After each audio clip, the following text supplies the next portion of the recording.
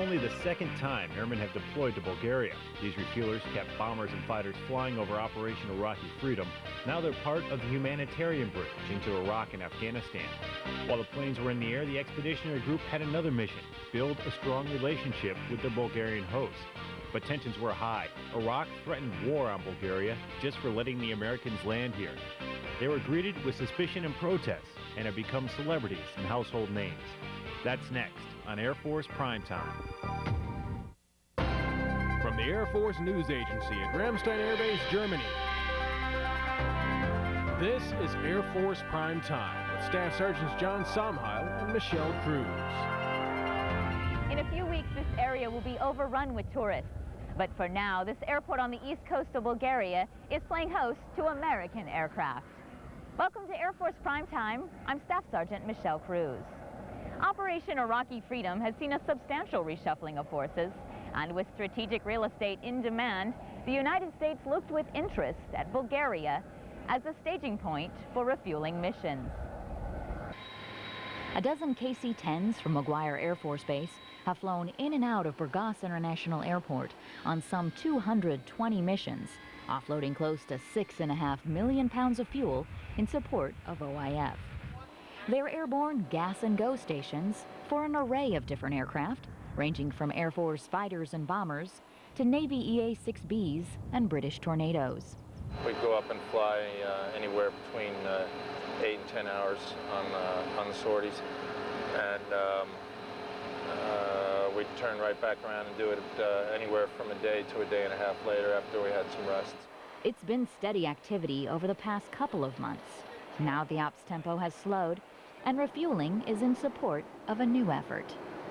We took off today out here over the center of the Black Sea and caught up with a C-17 that was coming down from Germany. They're doing humanitarian relief right now for both Afghanistan and Iraq. By refueling him over the Black Sea enables him to get there quicker without having to stop for fuel. You know, it feels good that we're able to change role and we're all able to help out in some small part, help out the Iraqi people. The KC-10 can carry 300,000 pounds of fuel, some 200,000 of which can be offloaded, with the rest needed for the refueler to fly there and back. And this latest mission was symbolic of what's to come. This seems to be the beginning of the end, and it seems that not only our unit here in Bulgaria, but most of the troops will be able to go home soon. So I feel fortunate that our mission was successful and it ended rather quickly. The KC-10s out of Bulgaria will refuel these same aircraft as they carry deployed service members back to Germany and closer to home. This is only the second time Americans have deployed to this area. The first was during Operation Enduring Freedom. Early in the deployment, the Iraqi ambassador to Bulgaria came here. He met with the mayor of Burgas and the governor of the region. His message was simple and clear: let the Americans deploy here, and Iraq will destroy your airport and destroy your city. That threat underscored an important goal for the Americans: to build a strong relationship with their Bulgarian hosts. Every airbase overseas strives for a good relationship with their hosts. But when these American refuelers landed in Bulgaria, they had a challenge. We started off on a bad foot because there was a fear in them. You know, they thought they were going to be bombed. They thought the war was going to be brought here because they were threatened, and so that has put a big challenge on us. The Americans opened the doors to their Bulgarian hosts. They've welcomed mayors, generals, and diplomats to the base, and every day there is some sort of media coverage. And it's unique because it is our secondary mission. Our first mission, obviously, is to give gas to the coalition forces, and it's the part of the job that I never thought I'd like.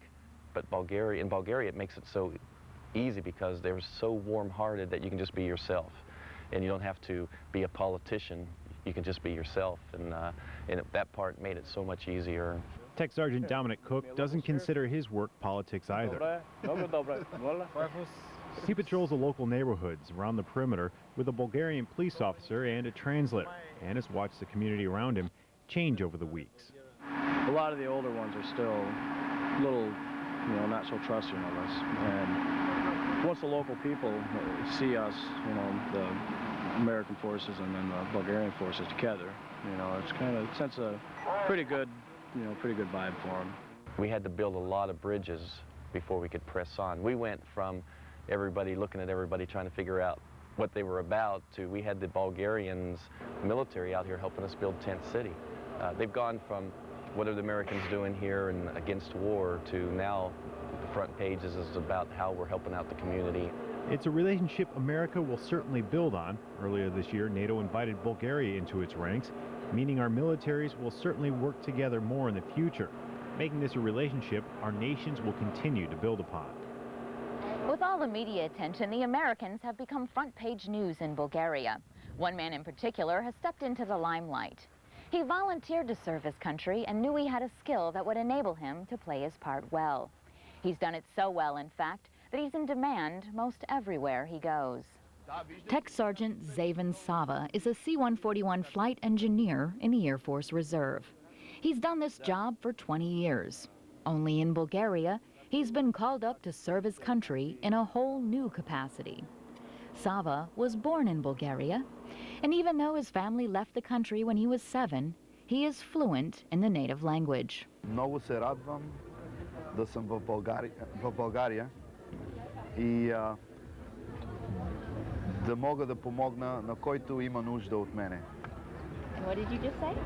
Basically, I said I'm very happy to be in Bulgaria and to help anyone who needs my help. Sergeant Sava. This makes him an indispensable asset for the 409th Air Expeditionary Group commander. He has been more than words can describe as far as not only helping me out in this operation, but enhancing the U.S.-Bulgarian relationship. We kid each other about being twins, but he's always there. Anybody who needs to make a connection with the colonel or they come through me, I act as a filter. It helps in every aspect of the mission. It's been fantastic.